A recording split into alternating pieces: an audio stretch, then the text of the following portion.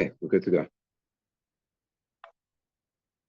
Okay, when Daf Kuf Yud Beis Amud Aleph. Kuf Yud Beis Amud Aleph. Yeah. And so we said that one way of understanding is according to the Tanakama. No, we said Rabbi Yossi, Rabbi Yehuda derived the pasuk Lo Salim Pulas Sachir Itcha Ad Boker to teach us that even if the worker was only hired to clip one cluster of grapes, if the employer doesn't pay him on time, he violates Baltolin. So we said the Tanakama derives, since he learned something else from Itcha, so he learns that Kol Sheba Itcha. So he derives this particular limud of that even if the hired worker was hired to cut one cluster of grapes from the Elav, who knows say a snapshot, that anything that the worker is prepared to risk his life to do, even if it's to cut one cluster of grapes. So then the Gemara says, okay, what does Rabbi Yosti Rabbi Yehuda do then with Me'elav who knows they are snapshots? So we started at the beginning of the Amud. We said, well, he learns from this that the worker is that you have to have, from a Musa perspective, an understanding of the importance of taking care of the worker because he's risking his life, he's sacrificing his life. Me'elav who knows they are snapshots. Just to make a living wage, so you better pay him on time because it's that considered as if you're essentially zapping away his life energy that he's devoting to his work. And and now the Gemara continues and it derives exactly what this is going on when we say it's like we're taking away his life. Whose life is taking away? Whose life is being taken away? Pashup Shad is you're taking away the life of the worker by not paying him on time. But there's another interpretation. One opinion says that no, it means you're taking away the life of the one who's stealing his wages from him, the life of the employer, because the employer is going to be punished by losing his life. The other says no, it means you're taking away the life of the one who was robbed, namely the worker. The one who says that it's going on the Gazlan, because there's a pasuk, this is in Mishlei, it says, Al tigzol dal, don't steal from a poor person, kidalu, because he's poor, you're going to take advantage of his poverty, ani bishar, and you shouldn't crush a poor person in the gates. And it says the very, very next pasuk in Mishlei says, because HaKadosh Baruch Hu is going to avenge their blood. Ki Hashem yariv rivam. Hashem is going to take up their cause. Bekaves koveim nafesh, and he's going to rob the robbers of their own soul. Meaning that those who rob from the poor are going to lose their lives. So that's the idea that if an employee who doesn't pay the worker on time is taking away his own life. So the one who says that it's going on the life of the one who was stolen from, in this case the worker, derives it from a different pasuk. Also a pasuk earlier on in Mishlei. This is the way in which those who are the greedy ones exercise their greed. As nefesh be'alav yikach, that they take away the lives of the oppressed. So this sounds like it's the one who was the owner that was stolen from that loses his life because he doesn't have any money to live off of.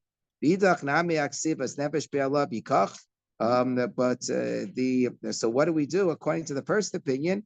What do you do with this second pasuk that says that you're taking away the life of the owner, which sounds like it's the life of the nigzol, of the victim that's being taken away? So we say no, it means be'al of the hashta, that there was an object that belonged to one owner, then a robber came along and grabbed that item and took it for himself. Say the same thing. You're going to withhold wages that belong to the worker and withhold it for yourself. So it's the new owner, the wrongful owner of this property. That's the Baal of Yikach. That's the one who's going to lose his life. Baal of the Hashta. The Idach Nami. And what about, according to the second opinion, what do you do with the pasuk that was quoted by the first opinion that it's going on the robber? The robber is going on the robber who's going to lose his life. Idach Nami Aksiv es koveim nafesh. What do you do with that pasuk that says with the kava es koveim nafesh? That the one who's the robber, that HaKadosh Baruch Hu is going to rob from the robbers, the lives of the robbers. So it sounds like the robber's life is going to be taken away. So he says, no, that just means matam comer. What's the reason? Matam koves kovem. What's the reason God is going to rob from the robbers? Because nafish, mishum not lo nafish, because the robber took away the life of the person who was robbed, but the one who's losing his life is the one who was robbed. Okay, emasai bisman shetavu. Oh, that benafshe yavi lakum, exactly. So that's really an allusion to this pasuk, this idea of a love who knows say is nafshe. Very good. A masai bisman shetavu lo tavu ino obi love. So the Mishnah said that the prohibition of lo salin is only violated when the worker actually asks for his wages. If he doesn't ask for his wages, he's okay. He gives a mechila or an implied mechila that it's okay if he doesn't get paid on time. So then the employer doesn't violate this prohibition. So Tana Rabban lo salim pulos sakir. I might think that the violation of leaving overnight the employee's wages applies even when the employee doesn't ask for his wages. Talmud Lomer. So I derive that from itcha. Lo salim pulas sakir itcha. The itcha means, or in this context, it has the connotation of the daitcha. That it means that it has to be that you are aware of the fact that he wants his wages. I might think that the prohibition applies even if the employer doesn't have the money. The employer doesn't have the money, so he's an honest. He didn't realize he's not going to have the money, but he doesn't violate the prohibition. How do I know that? It means that the itcha also implies that the employer has the money with him. If he doesn't have the money with him, so then he does not violate he doesn't violate the prohibition. Okay. So again, this is another case in the Mishnah. I might think that the employer violates the prohibition even if he sets up an arrangement with the shopkeeper in, let's say, in Jewel. He says that I owe wages to a certain employee, and I want you to give, I owe them $50 of wages, give them $50 of groceries, I'll reimburse you. And then Chabani, the employee and the shopkeeper says, okay, or he has money by a money changer, and he says to the money changer that I want you to give money to this individual and I'll reimburse you. Even if I don't have money by you yet, I'll give you the money and you'll just give a small change and I'll give you big bills. And the Shulchani agrees. So Tamalome Itzcha, that it's only when the responsibility for the payment devolves upon the employer. But if the employer is able to assign it to somebody else, so then he does not violate the prohibition. Lo shimcheo, not if he is assigned the obligation eitzel chenvani to the shopkeeper, eitzel shulchani, or to the money changer. Now, of course, the worker, the employee, would have to agree to this arrangement. So we have to understand: is this always true? Like, let's say that the worker now decides he doesn't want to rely on going to the shopkeeper. He doesn't want to just get his groceries from Jewel. He wants to get the money directly from the employer. Can he decide that he's going to go back to the employer afterwards and say that I don't want to go to the to the shop. I don't want to go to the money changer. So can he go back or not go back? Tosu says if it was a kinyan, of course he can go back. The opinion that would say that maybe he's not allowed to change his mind. The employee now is stuck basically having to rely upon the shopkeeper and there's no prohibition anymore. So maybe that implies that mechila doesn't require a kinyan. So that's a whole big discussion. The long Tosfos here, whether mechila requires a kinyan or doesn't require a kinyan. So the truth is, we hold like the opinion that says that the employee is allowed to go back. So it's not a proof necessarily.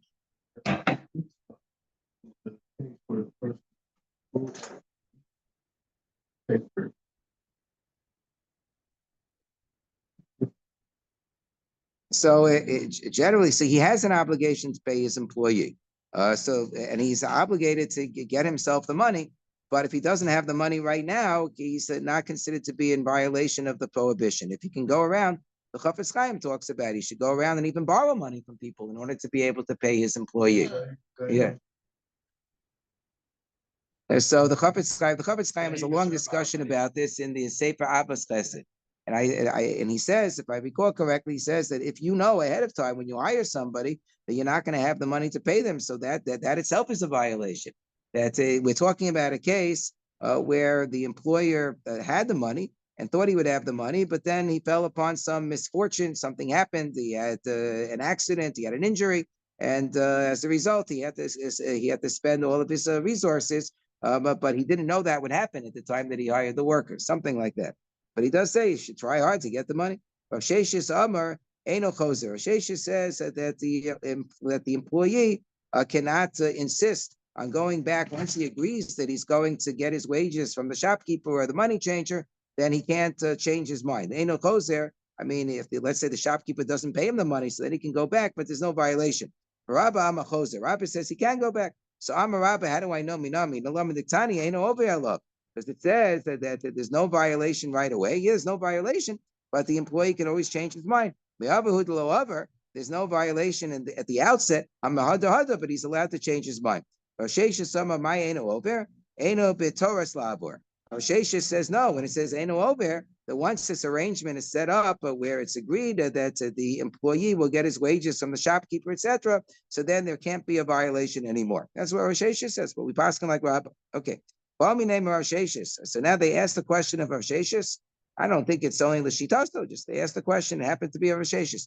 Kablanus over Allah Mishum Baltalin, Owen over Allah over Mishum Baltalin. Does Baltalin only apply to a day worker who gets paid by the hour, or does it get paid, or does it apply even to a contractor who gets paid by the job? Like I give my shirts to be cleaned to the dry cleaner. Now the dry cleaner cleaned my shirts. He's not working by the hour, he's working by the job. But he finished his job. And now he finished in the middle of the day. If I don't pay him by the end of the day, have I violated Baltalin? Do I say, what is it dependent upon? Do I say that once I give my shirts to the dry cleaner and he fixes up the shirts and he irons the shirts, and now it's considered like he acquired them, he made them better, and therefore whatever amounts I owe him, it's like he loaned me, that he did work for me, but on an object. But it's really his object, but it's not considered to be as if he's working on my behalf like a laborer. In which case, it would be like a schirus that he's renting my object, or it's considered his object. So therefore, for halva, repayment of a loan, there's no violation of Baltalin. Or do I say no? It's always considered to be mine. He's doing work for me as schirus. He's doing work on my schirus. On an object of mine, and I hired him to do work on my object, and therefore I have to pay him. So Amalu Rav Sheshes is over. Rav Sheshes says that even for a contractor, if one doesn't pay the contractor on time, then he violates Baltalin. So if the dry cleaning is ready and I pick it up and I say to the dry cleaners, oh, I'm not going to pay you today, so then I violated Baltalin. If I have the ability to pay them today, I'm obligated to pay them today. But don't we have a brisa that says ain't no over, that you did that, there is no violation? We say no, that's only in a case where you said to the person, I'm not going to pay you directly, you have to collect your wages from the local supermarket. So we have the following brisa that would seem to support this idea that there is a violation even with a contractor, even with an independent contractor. If you give your talis, to be dry cleaned to the local launderer, if he finishes the job, and he lets you know that your talis is waiting to be picked up, but you don't pick it up. As long as you don't pick it up, it's not considered to be like the job is finished. So then I wait 10 days to pick it up. And if I don't have it in my possession yet, so then there's no violation of Baltalin. If he gives it to me, I don't have to pick it up. That's what the Chafetz Chaim says in his introduction to Hilchos Shabbos. He says that, let's say I only have a little bit of money. And it's now Shabbos is coming. I have some dry cleaning that needs to be picked up. But if I pick it up, then I'll have to spend all of my money on the dry cleaning. On the other hand, if I otherwise spend the money on my Shabbos goods, so then I will be Mekayim, the mitzvah of Kavod Shabbos. That I'm going to buy, that I'm going to fulfill at least the divrei Kabbalah of making Shabbos into a day of Kavod Shabbos and Oneg Shabbos. So he says that you should use the money for purposes of Kavod Shabbos and Oneg Shabbos, which is at least the divrei Kabbalah, and don't pick up your dry cleaning yet because you won't violate the Issa Baltalin until it's time to actually pick it up. That's what the Chafetz Chaim says. So naslo b'chatzi hayom. If, however, the dry cleaning is picked up, it's actually delivered by the dry cleaner. So then, once it's sunset, over mishum baltolin. So then you would violate baltolin at that point in time. And if I say that the uman, that the worker is considered like he already acquired the talis, so then it's not considered to be like a schirus, like I'm hiring him to do work on my clothing, because it's not my clothing anymore. So am I over? So obviously this must be that we paskin enu man shkona b'sheva kli, and there is a violation of Baltolin, even for an independent contractor working on my property. So Amari Braid Rav Kahana. So Amari Braid Rav Kahana said, well, maybe that's the halacha, but this isn't a perfect proof, because it could be that it's talking about a very thick sort of garment which is not being improved; it's just being combed. So if it's just being combed, and there's no actual improvement being effectuated on the garment, begadala desavala. So the mayava nahihale. It's just that it's a thick garment that's being combed off, so that's not considered. So there's nothing for the uman to be konet. So it says the Gemara. What do you mean there's nothing to be konet? The mayava nihale. Why did the owner of the talis, or the owner of this thick garment, give it to the launderer, the rakuche, for him to soften it, to comb away the thick strands and the like? So then, by combing it away, that's effectuating an improvement. Hainu shivche, that's the improvement. And if I say uman kona b'sheva kli, so then the uman would in fact get would in fact acquire it. So if there's baltalin, it shows he doesn't acquire it. So we say no. Lo tzricha, we could say it's talking about a case where the schirus was not to improve the garment, but it was only to beat up the garment. That it was to tread upon the garment. That he wanted the launderer to basically break it in and to jump on it. So if you're jumping on it, that's not considered to be an improvement.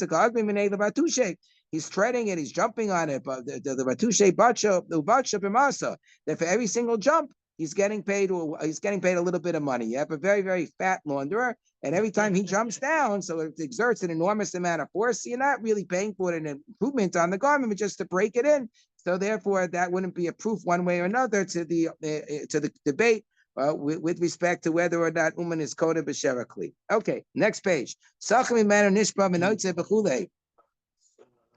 According to Ruba de Ruba of the poskim, if you look at the way it's codified in Shulchan Aruch, it seems that we hold enu man kona b'sheva kli. It seems that we would hold enu man kona b'sheva kli.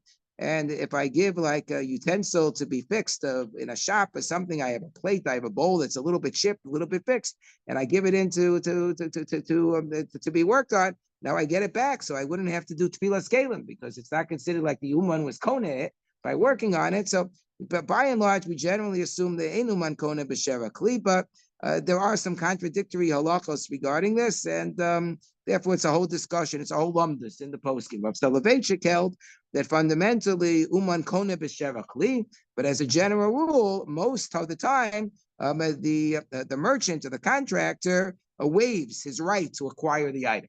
So therefore, as a practical matter, enuman kona b'sheva kli, because he waives his right to acquire it. But if he would decide that he really wanted to acquire the item, so then he would have the ability to do so. We would say fundamentally, the uman kona b'sheva kli. That was Rav Soloveitchik's approach. It's a Brisker approach. So the owner of the kli never came by to claim it. Yeah, to pick it up. Then that's a different story. If he never comes to pick it up, so then it could be that there's no violation of Baltalin, but at some point in time, especially if the contractor has a sign saying that anything not picked up, in 30 days or so will become the ownership of the dry cleaning establishment, so then they get to take ownership of it.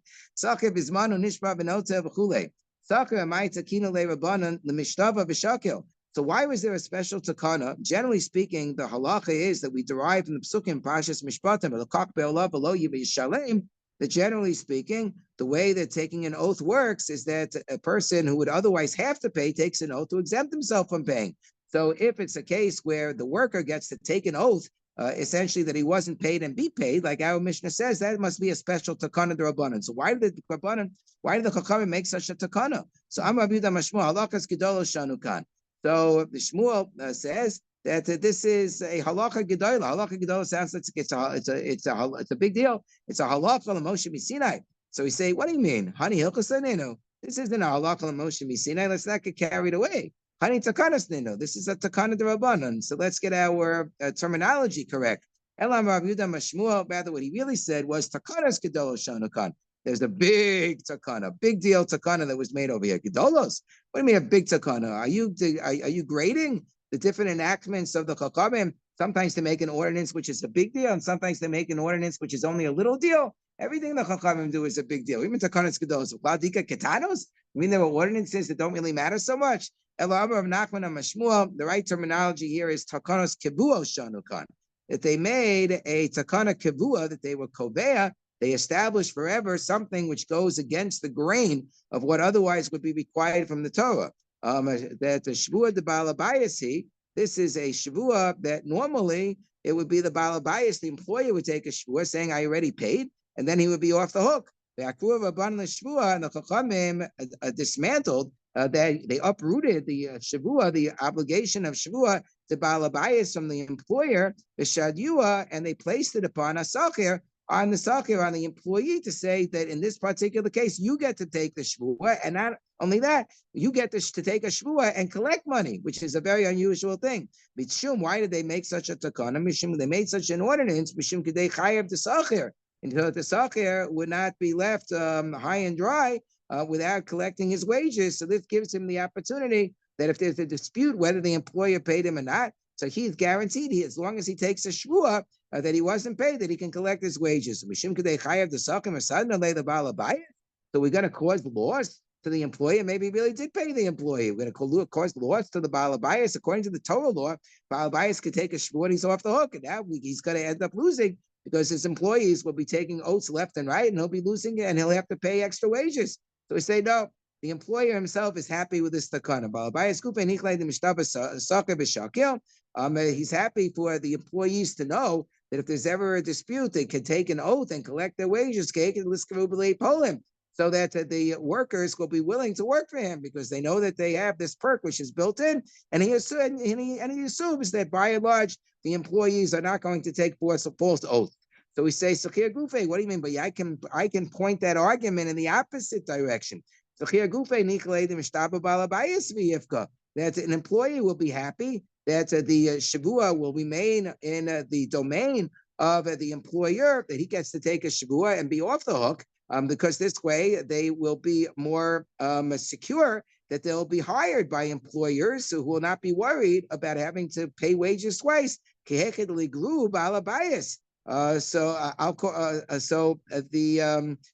way they'll get hired in the first place by the employer. So we say no. Al korche agir grew. Period.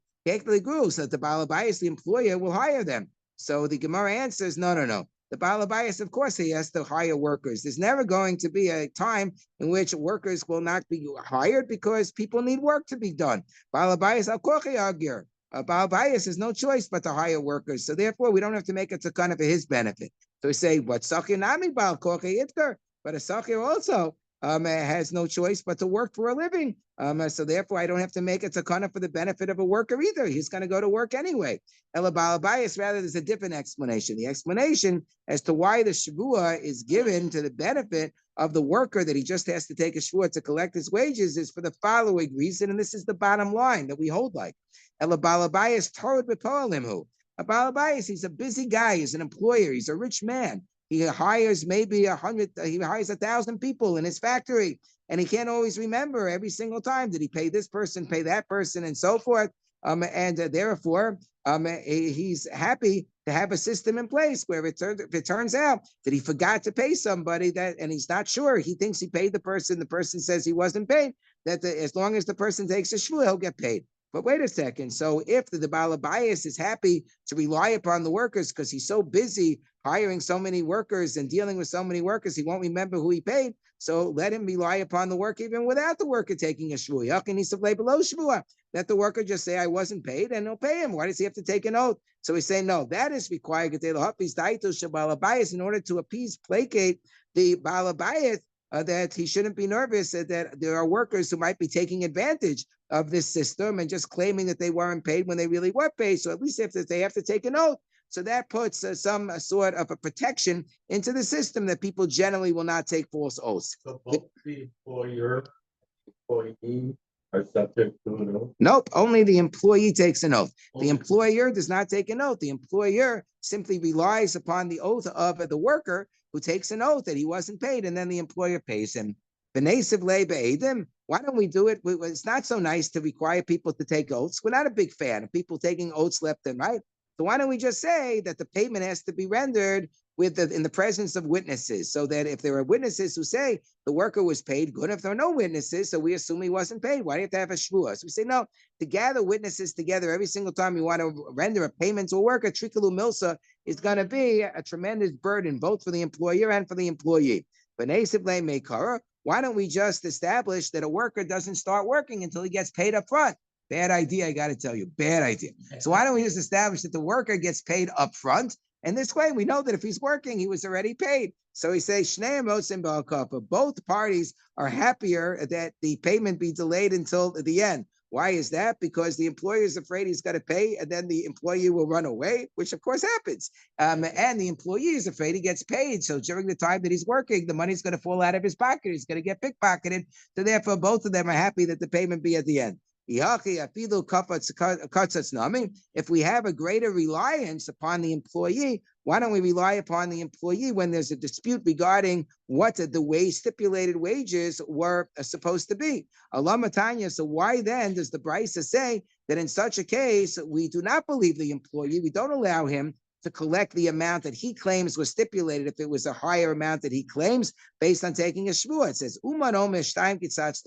if the worker says, the contractor says that you promised you pay me $2, and the person who gave him the goods says, no, I only hired you for $1. So then we go back to our normal principle, which is that it's the worker who has to prove that it was really $2. We don't just allow him to take a shvua. So we say, no, Ketzitza is a different story. Whether or not an employee got paid, so that an employer might forget. But how much he hired the employer for, that's something that people remember. You're an employer, so you remember what the wages that you stipulated were, so that you can plan accordingly in terms of your financial arrangements. That's something which we assume the employer does remember. He has a very strong chazaka, and therefore, if the employee wants to assert otherwise, he has to prove it. So if this is the case, going back to our previous statement that a balabayas may forget that he paid a worker because he's so busy supervising all of his workers.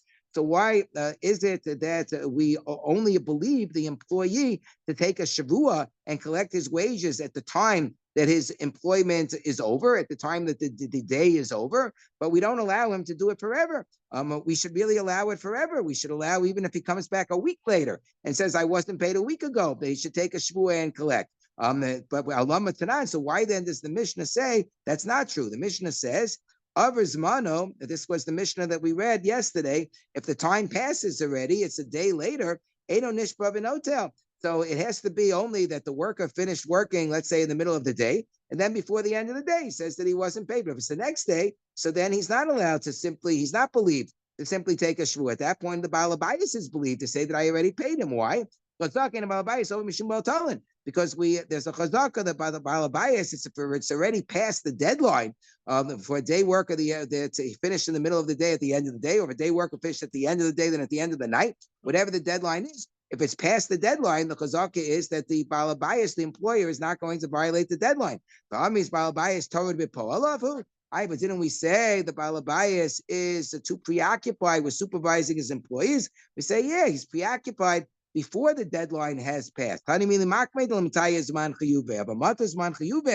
if the deadline passed of when the worker was supposed to get paid in order for him not to violate the biblical prohibition, then at that point in time, he's going to remind himself not to violate an issur in the Torah.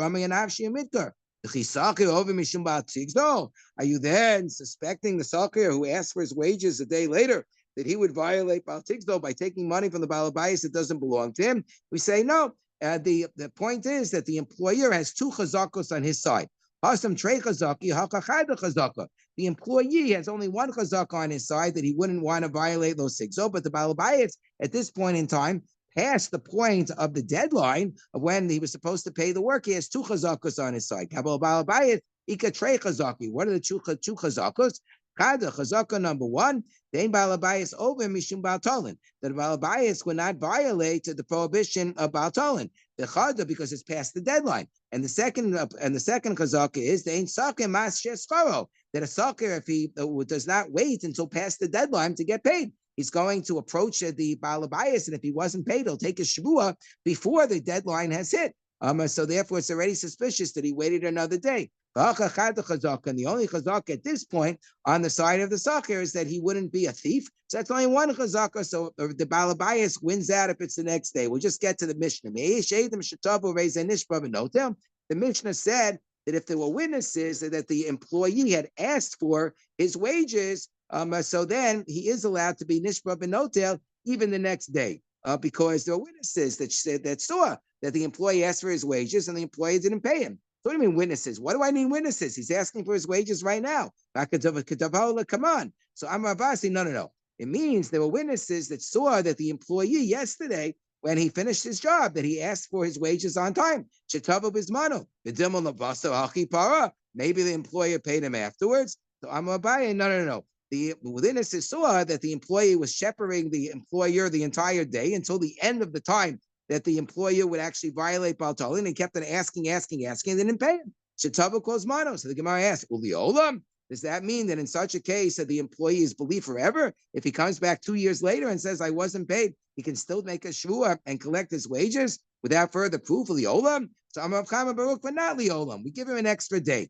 Keneged also a Yom Shel Taviyah, that he gets an extra day that he had asked for his wages at the time they were supposed to be paid. They weren't paid on time. The witnesses can attest to that. So therefore, he gets one more day after that to continue to request his wages and to take a shvua and collect his wages if the employer does not otherwise give them to him. And we'll stop here. Thank you. Okay, both yes. What? Who has to be in front of a bed? Yeah.